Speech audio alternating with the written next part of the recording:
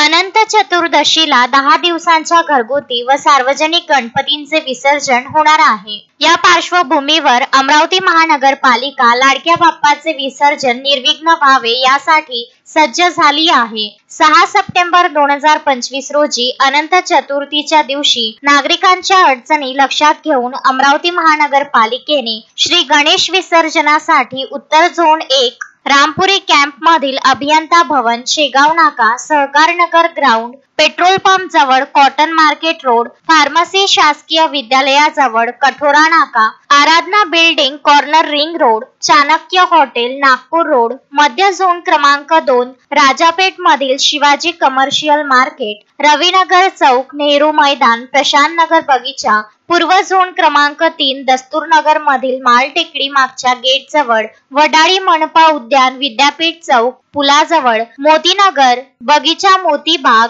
प्रथमेश तलाव, दक्षिण झोन क्रमांक 4 बडनेरा मधील साईनगर, साई मंदिर जवळ, श्री महाबली हनुमान मंदिर, तापडिया मॉलच्या मागे, जुना सातुर्णा साईनगर अमरावती, बडनेरा जिरी तलाव, गोपालनगर जिम जवळ, बडनेरा भगतसिंग चौक, बारीपुरा, पश्चिम झोन क्रमांक 5 भाजी बाजार मधील छत्रपती बगीचा जवळ, रविनगर, महाजनपुरा, हनुमान नगर, पुसदकर मैदान, बुधवारा या ठिकाणी नागरिकांना आर्टिफिशियल टँकची सुविधा उपलब्ध करून दिलेली आहे। अमरावती महानगरपालिकातर्फे श्री गणेश विसर्जनाकरिता नागरिकांच्या सोयीसाठी आर्टिफिशियल टँक ठेवण्यात येत आहेत व प्रत्येक ठिकाणी अमरावती महानगरपालिकेने नियंत्रण अधिकारी नेमून तेथील सर्व जबाबदारी त्यांच्यावर सोपविली आहे। नागरिकांनी आपल्या घरातील श्री गणेश विसर्जन नेमून दिलेल्या जवळच्या आर्टिफिशियल टँक मध्येच विसर्जन करावे, जेणेकरून पर्यावरणाचा समतोल साधण्यास व स्वच्छता मोहिमेस नागरिकांचा हातभार लागेल, असे आवाहन